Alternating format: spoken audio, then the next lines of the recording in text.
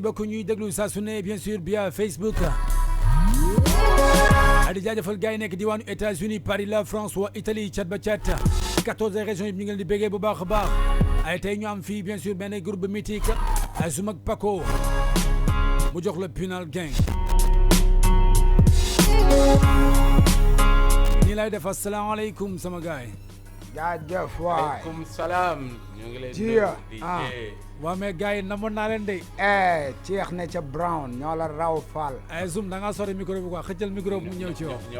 ñoo la raw frère di la fi la names bi ëppee Walfadjri FM Walf 99.0 ñu ngi big up tout le monde di nuyu Sénégal di nuyu ñëpp Pinal Gang Paco siyaar naa la bu baax ma baali nga nuyu gars yi la déglu 99.0 salaamaaleykum salaamaaleykum ñoo ngi nuyu Sénégal ñoo ngi nuyu Karda ñoo ngi nuyu kulluhum ñoo ngi nuyu kin pi waay géeja paya cha gangs rap back in the ghetto Pinal Gang is back di ceex na ca Brown ñoo ngi lay siyaar di ziar Zoum yang yung kung kung sànq sa micro ñëw bu baax quoi salaamaaleykum aleykum salaam Brown ñoo ngi lay ziare di ziare Sénégal di ziare Walfadjri di ziare fépp Sénégalais nekk di ñaanal borom kër gi Sidi Lamine Niass fa mu tëdd yal na yàlla dolli ko fay amiin ndax dafa def loo xam ne tey ay milliers de Sénégalais ñu ngi fiy jariñu ci côté diine ji ci côté emploi yal na ko yàlla fay ñun personnellement rappeurs yi ñun Pinal Gang dañ koy ñaanal ndax ñun fii lañ lancé sunu promotion ak Black Label ak Jules Junior Fati nu mu tëddi Mati 3 Pommes ak Jules Junior à l'époque Jules yàlla na ko yàlla yërëm yàlla na ko yàlla yërëm Mati yàlla na ko yàlla taxawal amiin amiin yaa yokk ko rabbi doole ñu ngi big up famille bi tamit depuis lors ñu ngi gis liggéey baa ngi nice amiin amiin yaa rabbi depuis kañ ngeen gëjoon fii Zoum waaw est-ce que du ay 2008 2009 yàgg na ça c'est vrai depuis suñu deuxième album Don de Dieu Don de Dieu bi waaw jaaroon nañ fi je pense kan lañ fi fekkoon est-ce que du woon Dof Job moo fi non du kii Soulji je pense c'est vrai waaw Soulji depuis Soulji lañ gëj Walfadjri quoi ok comme niñ koy baaxoo defee chaque lundi dañuy dalal fii ñi nga xam ni mën nañ leen tuddee old school yéen mën nañ ci deuxième génération bi ngeen bokk xam naa su may présenté Pinal Gang damay wax ni Pinal Gang ñett lañ leen xamee woon mu nekk Tarek Barham Zoum ak Paco ñu génnee seen premier album bàyyeekoo ba kin bi kono génnee seen premier album bi nga xam ni El Hadj Ndiaye moo ci teg loxo Bia Malal donc ñu am aussi benn connexion bu ñu créé mu tuddoon Koki Pra mu dajaloon pas mal d'artistes yoo xam ne bokkoon nañ ci biir Pinal Gang mën naa ne am nañ ñaari album mu nekk Bal Perdu ak Don de Dieu def nañ aussi tamit compilation free concept ak Mamen Paco ak Fata aussi tamit bokk nañ ci def nañ parcours boo xam ne parcours bu yaatu la quoi est-ce que sans présentation baax na wala am na leneen loo ci war a dolli waaw mais l'essentiel bi mooy wax nga ko quoi xanaa peut-être da ngay am yu ndaw yooy fàtte ay compilation mooy loolu ak Maestro Sega tout ça xam nga ak yenn compilation yi ñu defoon à l'international tamit ñu doon génn tout ça ak ay album yoo xamante ne man participé naa ci yi Zoum participé na ci yi Barham participé woon na ci dafa bare quoi waaw mais lii l'essentiel bi moom mooy ñaari album yi tout ça ak yenn yi nga xam ne sénégalais jot nañ ko xam quoi ok est-ce que mun nga ma defal tuuti survol ci premier album beeg ci deuxième album bi premier album bi mi ngi génn yaakaar naa su ma juumul juillet 2004 la génnoon quoi ngeen tuddee ko Bal Perdu est-ce que mun ngeen ñu rappeler tuuti rek la moo taxoon ngeen tuddee ko Bal Perdu quoi ok waaw Bal Perdu waaw dafa fekkoon banlieue bi hip hop bi jamono jooju rap bi métti woon na métti boo xamante ne il fallait que pour nga génn ci loo bi dafa jafe woon quoi ok il fallait que titre album am solo titre groupe am solo concept la laajoon quoi te ñun jamono jooju suñu engagement Kamilan Forever la woon gangs rap lañ doon def quoi kon donc il fallait que titre album bi méngoog li ñuy def quoi looloo waraloon ñu génne Bal Perdu boobu ça c'est vrai ça c'est vrai est-ce que mun naa xamoon kan moo defoon conception wu Bal Perdu bi aussi defoon ngeen ci ay featuring ci biir yoo xam ni Koki Pra ñoo ko defoon ak aussi ndongo daara su ma jumul defoon na ci participation quoi ok album bi bëri woon gars yi ci participer parce que studio yi différents studio lañ ko joobee woon ak jamono jooju ku ko fàttali ko xam ne studio bëriwul woon tu vois xam nga débuté woon nañ ci Maxi Kabulaan jamono jooju après ñu bëgg lu baax bëgg qualité yaay film ñu déplacé waat dem nañ ci Laye Diagne jóge ci Laye Diagne dem studio Yes à l'époque waaw Steven benn allemand bu fa nekkoon peut-être loolu moo taxoon teel a bëggoon lu baax teel a bëggoon qualité son peut-être moo taxoon Balle Perdue amoon benn impact ci jamono jooju quoi parce que jamono jooju tamit bu ñu waxantee dëgg gars yi daan nañu sonn tamit ci son quoi te ñun Pinal dañoo teel a bëgg son bu am qualité waaw looloo taxoon Balle Perdue amoon benn doole boobu quoi ok parce que Pinal je me rappelle bari nañ ci parce que man bokkoon naa ko kii pour ak Clam Saba boobu maa ngi nekkoon seen manager quoi yow frère Zandeng waaw bëri woon na ci parcours yoo xam ne doon nañ ko def ñu gis ay son yoo xam ni da doon carte na ci concert te pourtant après bokkul woon ci Balle Perdue bi ñu si bëri nag affaire bi da leen jaaxaloon mu nekkoon hey DJ lancer balance le max tempo yokk ci base dañ bëgg a door hardcore ak aussi beneen son boo xam ne hey nasaraan moo la xañ sama aadamaam bañ fàtte taaxuraan kii mooy jaam donc mais la moo taxoon son yi nga xam ni moom moo leen defal tuuru parcours ay Grand Jean ay Minare ay Fadilou Diop yu su bëri bokkul ci album boobu te mu nekkoon benn tampon boo xam ne amoon na doole trop quoi man non nature comme ni nga ko waxee rek ñun à l'époque bàyyi dañ doon liggéey rek di teg ñu bari ñu ngi naan suñuy maquette ñoo dàq suñu album comme ni nga ko waxee nii ñu bari ñu ngi wax loolu cela veut dire que bagage yee bari woon répertoire bi fees dell ba tey am na ay son yoo xam ne génnewuñu ko te ñoo gën a tàng Balle Perdue cela veut dire que liggéey la woon gang la woon crew la woon benn connexion la woon united la woon moo taxoon gars yi nag choisir ne nañ génne ay saaba bu xaaba fii ay xaj bu dee bi rab na ma rey gars yi choisir yooyu mais deuxième bii di ñëw nii bii di fi ñu toll nii nay ca non bul wax dara ok lii mooy dàq waaw ok premier album bi aussi tamit defoon na benn bruit boo xam ni mun naa ne amoon na ouverture quoi mais deuxième album bi tax ko doxandoo mu nekk Don de Dieu bi quoi lan moo indi kii bi quoi bees wàcc boobu mu wàcc quoi waaw mais mooy erreur la quoi erreur tu vois xam nga nit ki moom àdduna jàmbeeg pexem yàlla ak dogalam quoi waaw dañ def erreur bi mooy que dañoo teel a bëgg lu baax mooy que dañoo tegoon suñu studio bopp yaa ngi fi mu doonoon studio boo xam ne dañ ko tegoon pour di ci répéter pour tamit di ci jàng waaw di ci jàng pour comme li ñëpp am ñu am ko quoi mais nekkuloon studio boo xamante ne mënoon naa produire album bu mën a génn waaye moo xaw a indi benn malentendu suñu digganteeg Barham suñu beneen copain bi tu vois moom il voyait que lépp foofu lañ ko waroon defee mais ñun dañu gisoon ne dañu waroon génn parce que Pinal jamono jooju amoon na doole boo xamante ne du woon liggéey yu ñàkk fayda yooyu lañ waroon def peut-être loolu moo doon suñu erreur ba defee foofu album bi côté son yi baaxul quoi affaire boobu moo ñu dal foofu mais alhamdulilah peut-être lyrics yi moo tax gars yi respecté bi ñu respecté Pinal ba léegi ci côté bind la ak ci côté technique mais bu dee côté musique peut-être foofu lañ def erreur ak Barham mais passé na j'espère que dootuñu dal quoi mooy li ko wax rek à l'époque xam nga bëggoon a sauver groupe bi moo taxoon quoi ñu def loolu ndax gars yi dañuy faral di wax lu am solo ñu ne lance-pierre demul guerre quoi yaa ngi may dégg lance-pierre demul guerre il faut nga am bazooka bu baax arme bu baax ñun nag ñu def erreur boobu dem job son bi mais après gis nga ni mujjee demee quelques sons la ci gars yi xam yi ci des après dafa mujjee des noonu ci biir mais on a rien à regretter waaw li américains yi di wax naan I don't give a fuck on a rien à regretter de ça ndax loolu sunu life la woon c'est le passé actuellement nii nañ ca ñu ngi ci dugg ci beneen ère mooy actuellement menace bi Sénégal toll fii ci côté góor jigéen yi côté lobby yi on a tas de choses à dire loolu bokk na ci li ñu gën a yee quoi fi li town bi di demee après dinañ ci ñëw après nañu toog benn moment ñu gis ni Pinal Gang dafa am rupture dafa am maanaam dañoo tas ñu gis Pinal Gang ak Barham génn écarté wu di classe Pinal Gang lan moo indoon biif boobu waaw mais xam nga erreur mooy li ñu wax rek erreur doomu aadama matul quoi peut-être moom jamono jooju foofu la xelam tolloon mais j'espère que après boo amee ay conseils yu baax déggaatuñ ko muy dox ci tànk yooyu quoi te après par la suite waaw déggante nañ quoi affaire de frère ak frère waxtaan parents yi waxtaan ñu fàtte loolu quoi et puis li ko wax la rek et puis séparé wu nañ nii ci musique mais séparé wuñ ci live bi ndax on est des frères suñu kër yi taqaloo suñu papa yi ñoo nekkoon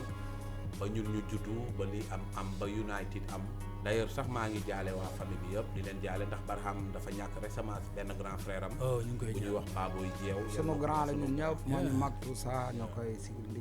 jaale ndax moo ñu yar ci kanamam lañ màggee ñu ngi koy jaale Pikine yëpp di ko jaale Sénégal di ko jaale waa Ciloñ waa Fouta yi Aïssata Boy Laay Dieynaba tout le monde ok ñu ngi koy jaale quoi ok bëggoon naa ñu déglu ak auditeurs yi sound bi après ñu ñëwaat léegi ok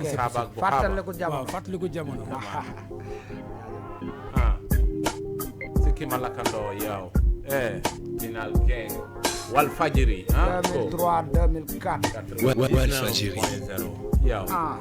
sikki ma lakkandoo maa ci gën a xëmle ñaata at a ngi nii ma toog di xulle maag samay gaa dañuy colle maay taaw li ma nekke dafa ñaaw wan na nelaw wala tëdd seetaan télé xale bu ma ci yónni doo dem fekk ma ci dóor colle dañ may xasa xas ba ma ràpp ba tuddal ma ci sama tubay waaw booy looy kaas nu mu demee nii xam gars nga ko lu réer ñu ne mana taxal ma yaakaar ne ñàkk tax ñu ne damay randal gàlle lu fa raar fiis man lañ koy lakk yaa ko jël de yàllaay borom kuun tey su ma sànnee kuun ba mu kuun fa ya kuun koon da ngay xam ne jaama am dañ may tarbi du ma waxee kenn du ci teg baat ci xaat gàlle may ak lu ma neex laaj ci mbokk yi temps bi boo ñàkkee da ngay mel ni ku manqué reer boo ko wutee fande taqale fonde wala buróom ndambe lépp ngir bañ a fanaane fan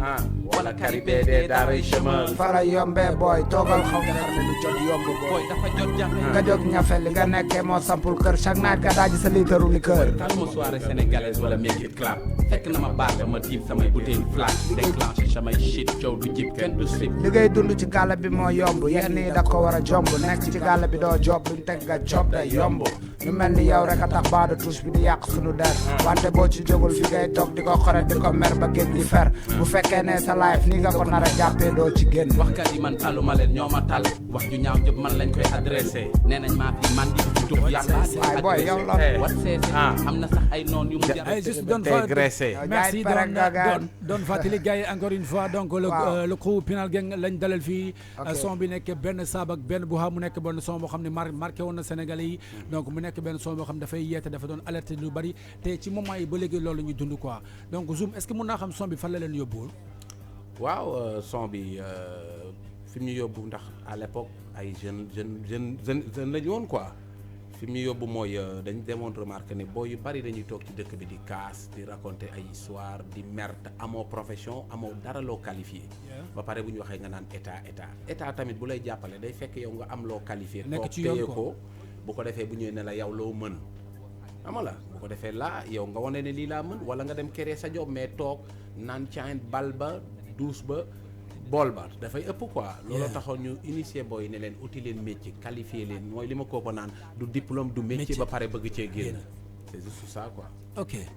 Kopa waaw mais mooy lii ba léegi day daw parce que Pinal moom boo xoolee bindam du dee quoi boo xoolee ñàkk jom la fi yëpp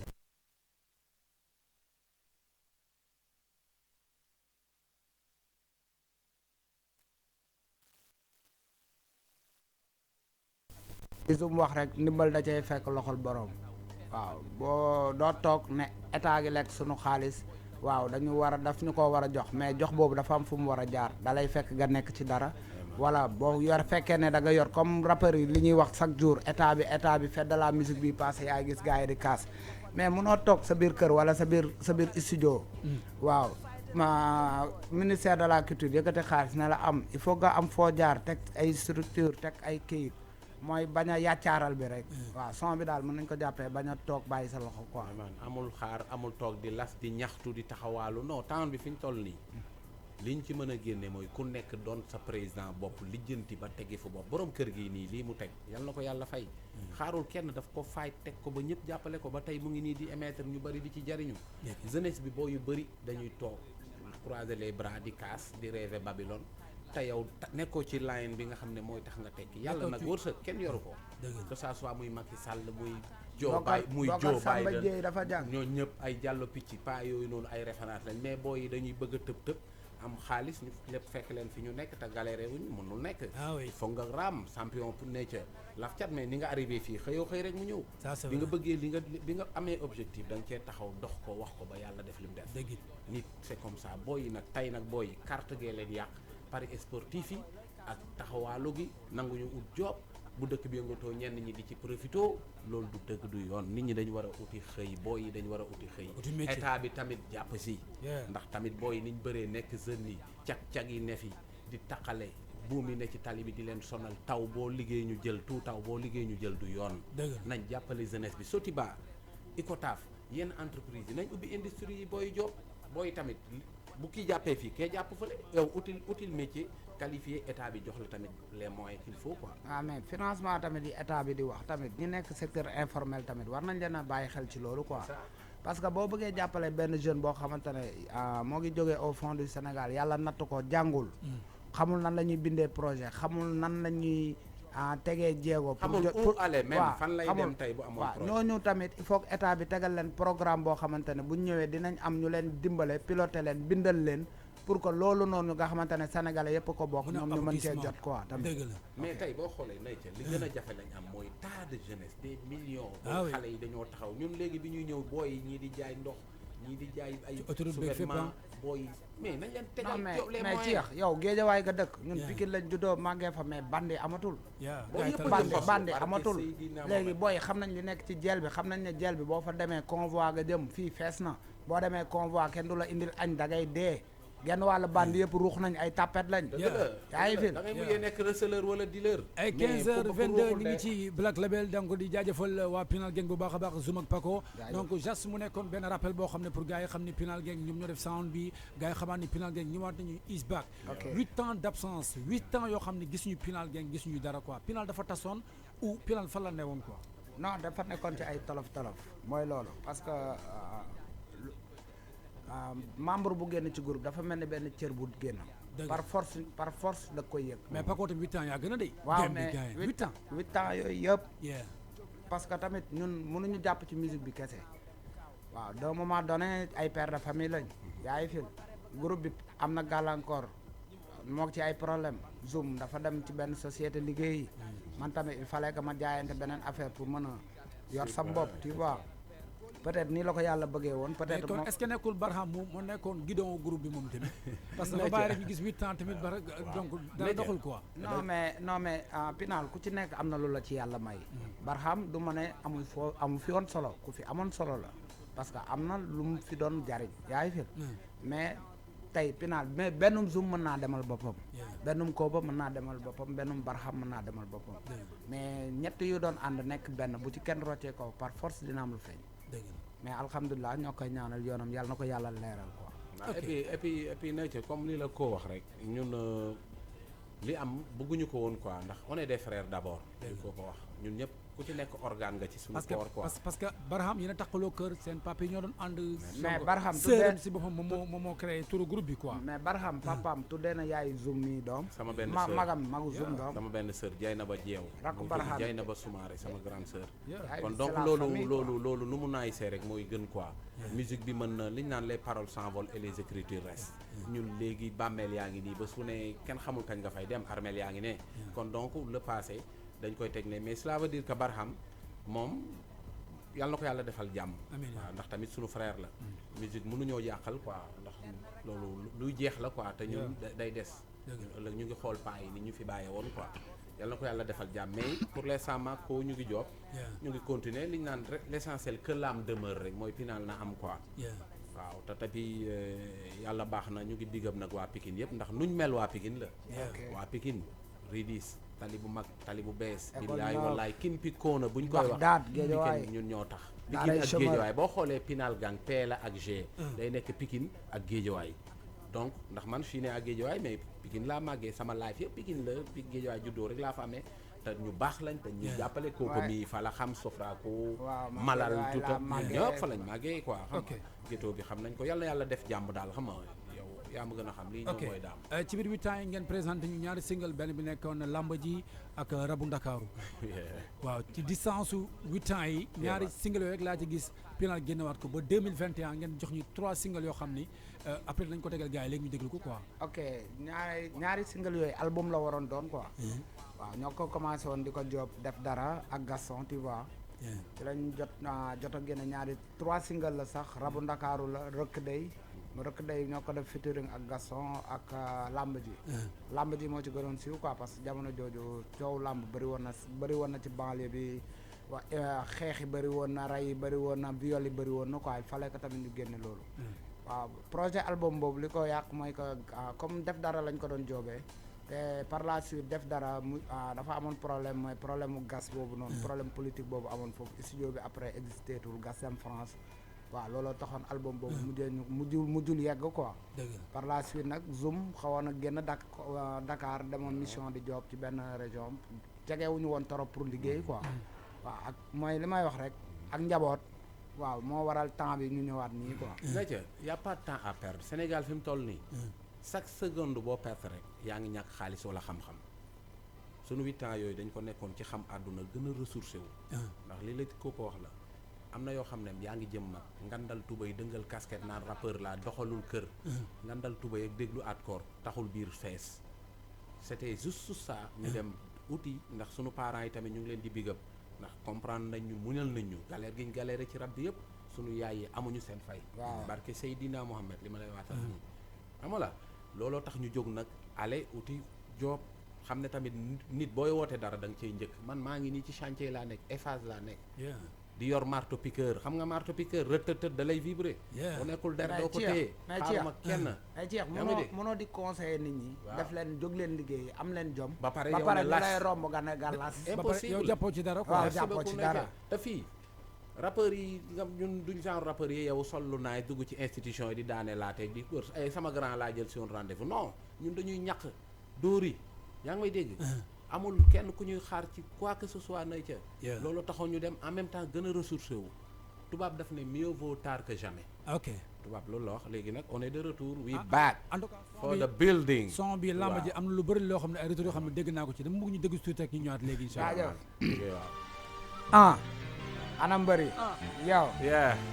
xalaat bi askan wi nar a jëm balaa kilifa diine cey jóg caaf xam lamb ji mbëri foom dof bi nar a sànq askan wi doy na waar CNG xam ma mat mbër yor essence promoteur kos almet seytaane na ñokket loge biir Iba Mar violence ak banditisme bi nekk ci lamb gi dañ cee maar balaa combat di taxaw dëkk bi saxaar sëriñu tari yàq yëpp yor seeni kurus ci lis si xaar écurie yi bëri ku ci amul métier torox futte ku def taatu neen sol sa faaru mbaam bind ci say aayaak say saar jël sa soow ak sa saw këpp ci ak paa bi ci pet di dóor per toog ci deru xaj xoola bu baax fi ngay teg sa tànk ndax ñoo la nar a sànk yor seen begu naaw di yuqu ca kaaw di tooñ di déranger ñi liggéey ñi daan seen doole avenir u Sénégal nekku ci ngemb combat bu tasee askan wee nekk ci fitna mala yi gën a raar ci lamb gi duñ ci gëj jafe na loolu Sénégal lamb tas te déggoo fa ab dëj day sànni di lewtoo man France jël na ko daw na door moytu ko defar leen seen game defar leen seen lamb ji organiser leen danger leen ko kin pi supreme Ndiasse yàlla bëgg yàlla takusaan fekk la ci nga ndam xaftaan di jàppale seytaan balaa lamb ji tas timis jot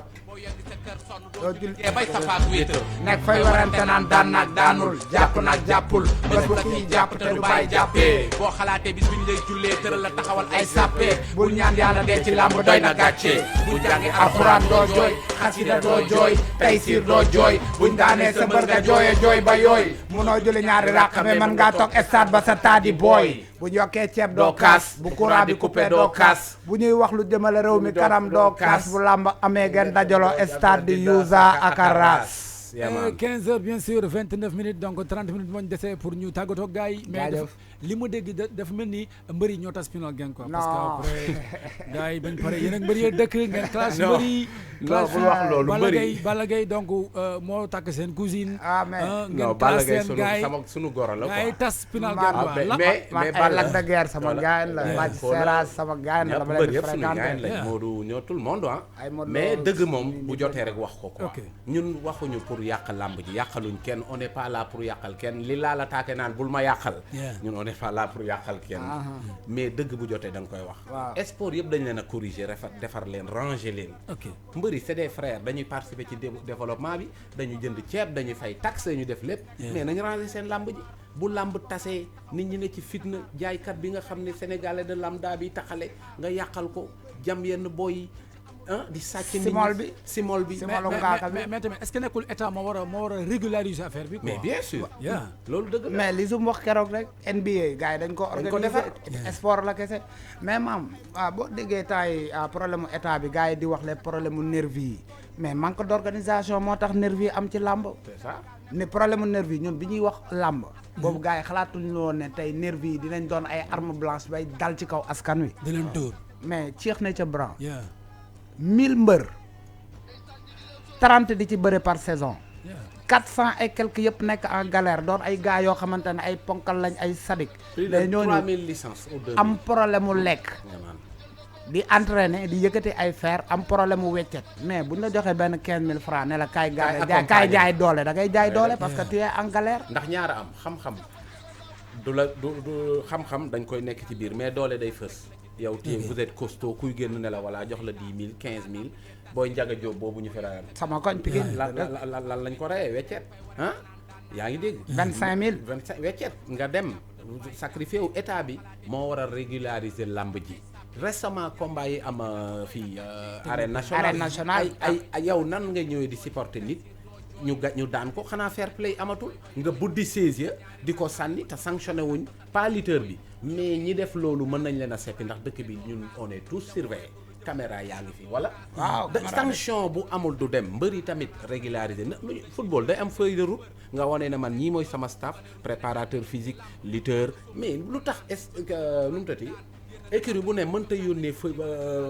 listam yónnee ne ñii ñoo ne ci écurie mais dama ne la Cheikh lépp ñu rek la Cheikh tey arène nationale bu fa combat bu mag amee combat bi jeex simol bi génn jëm rudis wala télé bu mag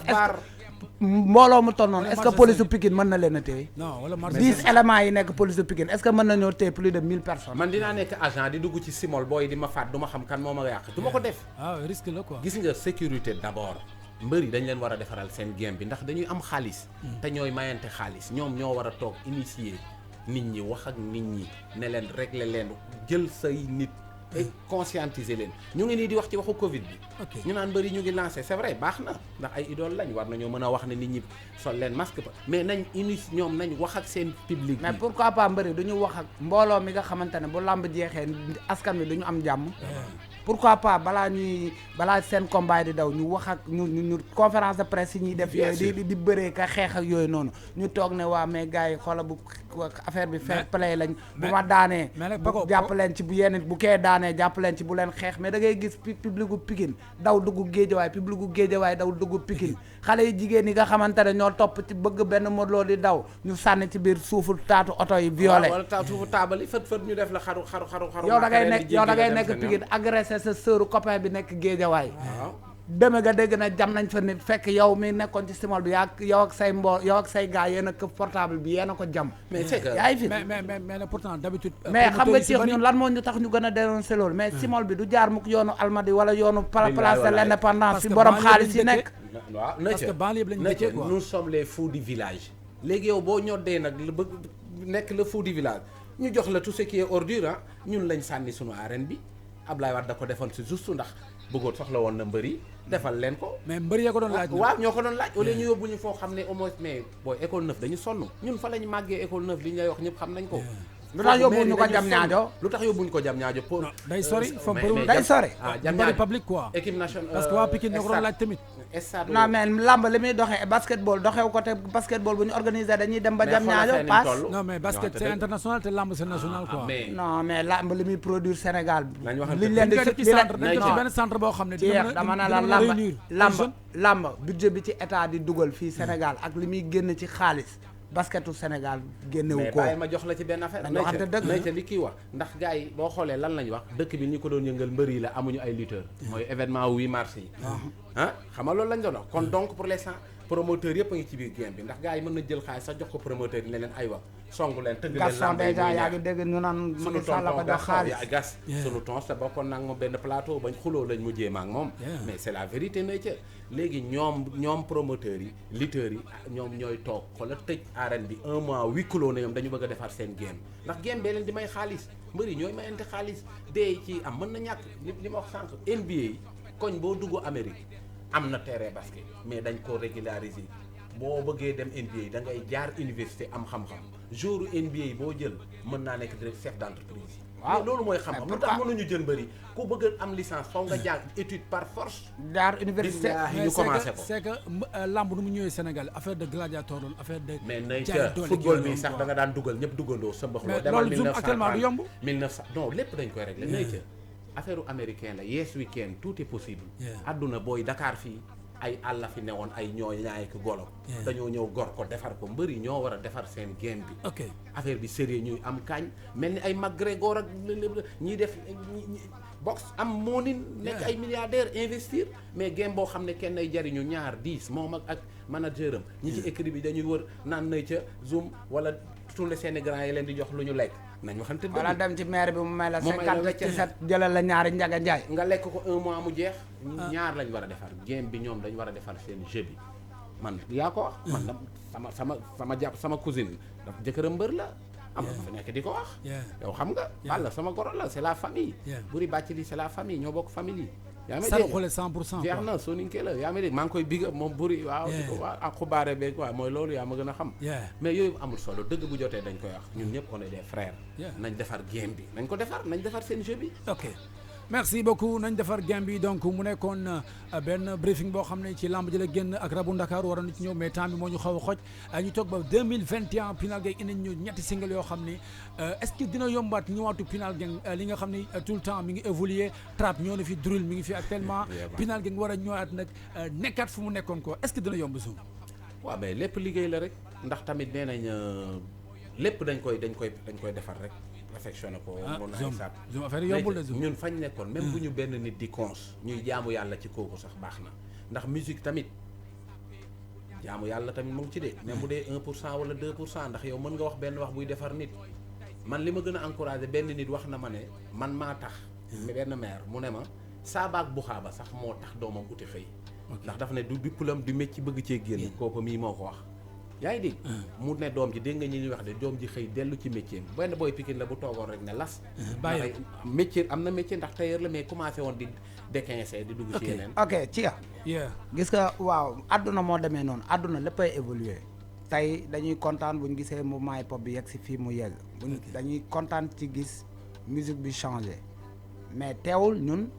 sunu musique dinañ ko gën a moderniser dinañ ko jéem a liggéey de telle sorte que nouvelle génération bi dinañ ko mën a déglu mais teewul suñu concept kaamilan forever duñ fa jóg non bu wow kong bi du dañ non ñun suñu wax kong bi parce que non du dañ parce que ci yax li fi jëlee woon Abdou Diouf jëlee fi Ablaye Wade rappeurs yi ci lañ bokk tey bu ñu toppee booy fi ñuy daw non du fi mën a jëlee Macky Sall quoi il faut ñiy def lee ñii engagé wu ñii wax waxu jigéen ñii wax waxu lekk ñii wax waxu naan ñii tamit wax li nga xamante ne moom la askan wi soxla mooy seen naqar seen bébét te Pinal looloo ko tax a jóg te duñ ci jóg mukk mooy li la koo wax rek ñaar marché bi ñaar la dafa am original am pakoti ñun nag duñ wax ñan duñ wax waxu ñun daal sunu produit lañ indi teg ko mooy rap kaamilan bu baax bi wax nit ñi conscientiser jeunesse bi ndax jeunesse bi ñu toll nii jeunesse averti la déjà dañoo lobby yi ñu wër dafa bari réseaux sociaux yi yàq ko lobby yi góor jigéen yi sangara franc-maçonnerie bi wine bi yaa ngi dégg galère gi loolu lépp bàyyi Sénégal kon doo gis fu ñu boom nit nga fay toog di jooy góom dëgg la fii ku fi bulow yaa ngi nax sa bopp di nax ñi nga nekkal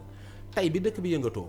Dip ak Ngaaka booy dañoo génn wax rek mu am yow gis nga ko mu am vision lu tax ñu bàyyi ba mu toll noonu ñuy doog a wax booy dañu war a impliqué ndax nit ñaa ngi leen di déglu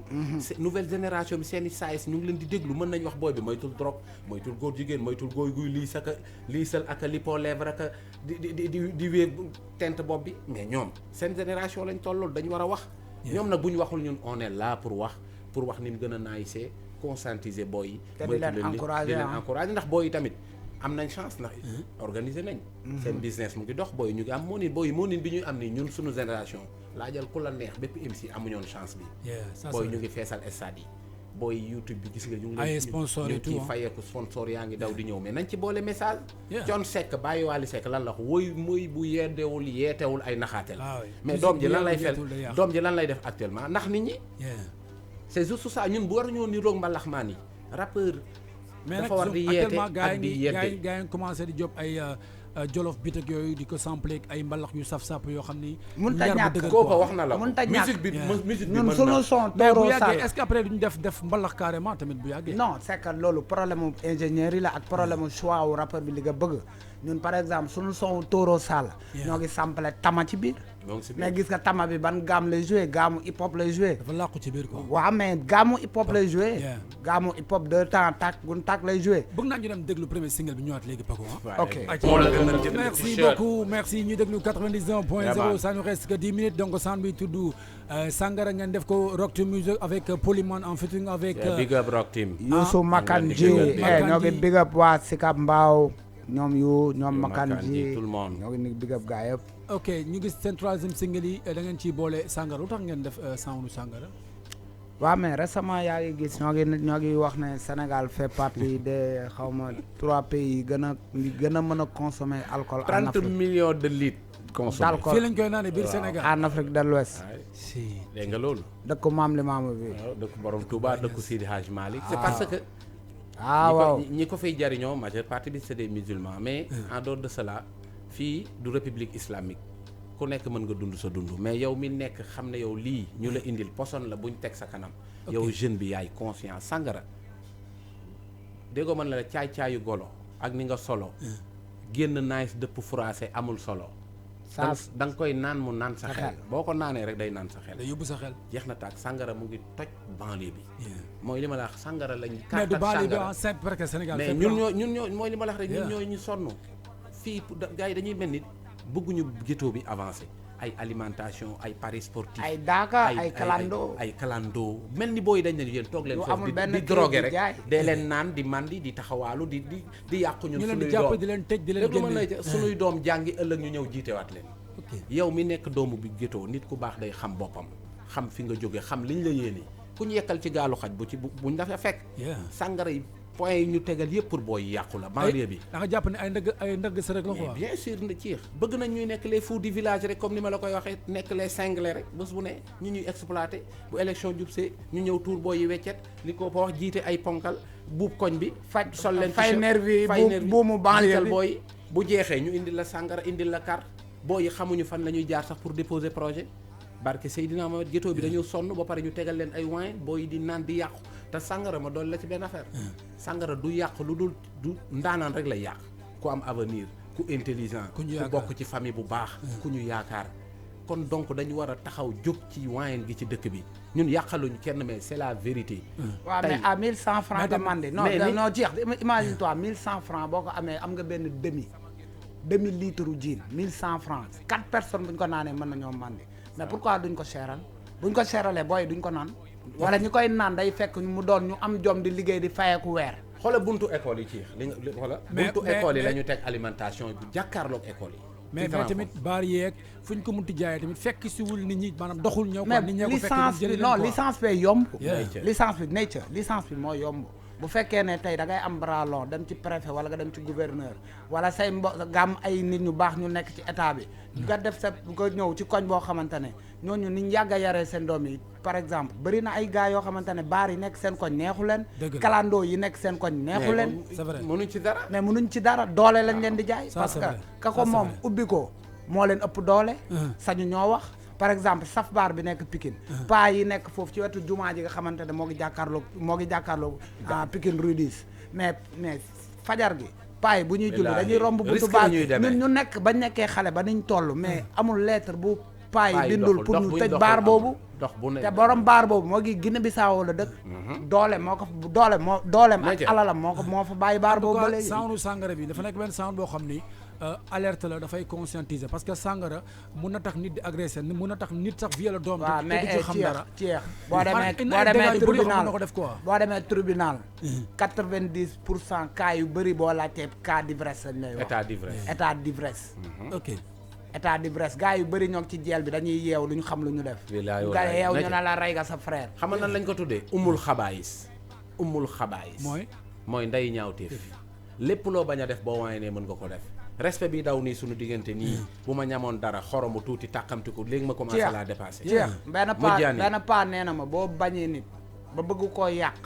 fekk ko muy naan sàngara bàyyi ko bul ko liggéey te boo demee defal tànn biir xam ne la nga bëggoon am nga ko mayel sabar bu la neexee xam ne comme que commencé naa jollu dégg nga ma ci boo bëggee liggéey nit ba fekk ko muy naan sàngara bàyyi ko mais na ca yaa ngi wax sànq ne baar yi ñoo fekk si nit ñi xaw ma nu mu fa demee noonu mais brioche dorée yi dañ leen a organiser wala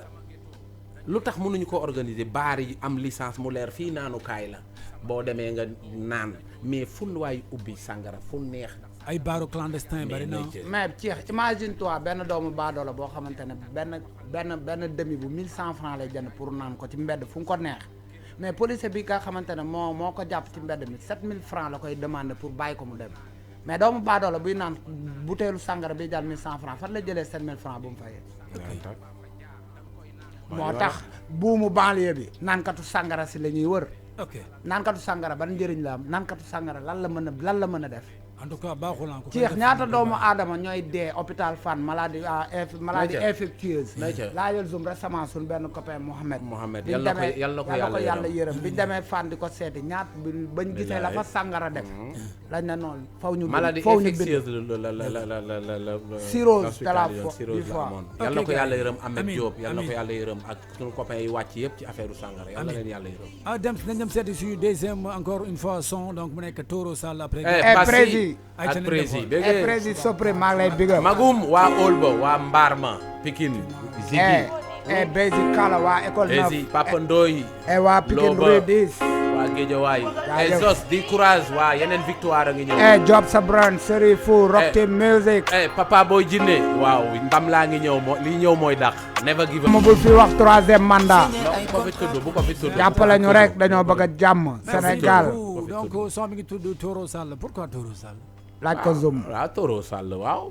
Toro Sall mooy moom moo ne bëggul gis lu xonq te nagu espagnol yooyu corrida yi mooy ñooñu di daw nii corrida di nag yi di mbëkk mais ñooy bañ lu gis lu xonq quoi mais Cheikh suñu drapeau xanaa du vert zone rouge moom lu leer waaw Macky Sall ci moom dafa war a excusé wu dafa war a baalu sénégalais ak ndax vert zone rouge mooy drapeau Sénégal yow yàlla bind couleur bu xonq nga ne yow bëggumaa gis lu xonq kon donc yaa ngi bañ lu yàlla bind parce que bañ lu bokk ci couleur nationale mais est-ce que nekkul une façon de parler non mais déedéet non mais parce que dañ ne nit ku silvisé di kaas lu ko naqari mën naa bañ a yuuxu mën naa bañ a fenn takk lu xonq mais bien sûr moom mu ne ku am lu la naqari bu du xoolu la gisu la loolooy baadoolay faalewu leen quoi gis nga kilifa buñ la ko defee da ngay xool ni ngay wax ak sénégalais yi amuñu problème mais am na nooy sénégalais kaay ñu ànd mais maa la moom boo ko waxee tey moom tey la bu mu jàmm nga di dog am na yoo xam ne kenn du ko wax yow sénégalais bu mer am lu ko metti génn pacifiquement sol lu rouge am nga romb ko naan bëggumaa gis lu xonq loolu nit du ko wax xam naa pour genre wala moom marron la bëgg na wax sax takk leen lu marron comme que couleur marron la na wax sax takk leen lu marron mais bëggumaa gis lu xonq mais te ñooñu nag lu mu bëgg gaa yi génn di kase gis nga li am récemment 8 mars bi te gis nga nit ñi boo leen bàyyee seen frustration ci ruq yi mënuñu am fuñ ko génnee bés buñ dajaloo rek day ëppi loxo nay ca récemment gis nga événement 8 mars yi frustration la galère chômage plus Covid mais ñi ci dee ñoo ñàkk seen xoola ñi ci dee ñàkk nañ ñii nay ca nañu waxante dëgg te mujjul fenn mais ci récemment sama koñ Supreme ci kaw Sonatel bi mais vidéo yaa ngi daw ba léegi ci réseaux sociaux yi booy bi ñu rey sama kaw ci kaw Sonatel bi booy bi ki ko visé ñoo ko caméra mu koy visé ñoo ko caméra mu dóor ko bal bi mais fan la mujj mais ku yor xeer taxaw fële plus de 100 mètres fan la mujj mais loolu du yoon kooku il est méchant il doit être recherché parmi eux génnee ko yar bi dal si kaw bakkan la faat te bakkan du caaxaan yàlla nee na ma wan xatala mu'minan mutaammidan fa jazaahu jahannam képp ku rey ku ne laa ilaha illa ak ku mu mën a doon yàlla nee na ku rey kenn mel na nga rey nga ñëpp kon donc dañ ko war a juger dëkk bi tamit loi dafa war a am te baadoo lay xam seen bopp ëllëg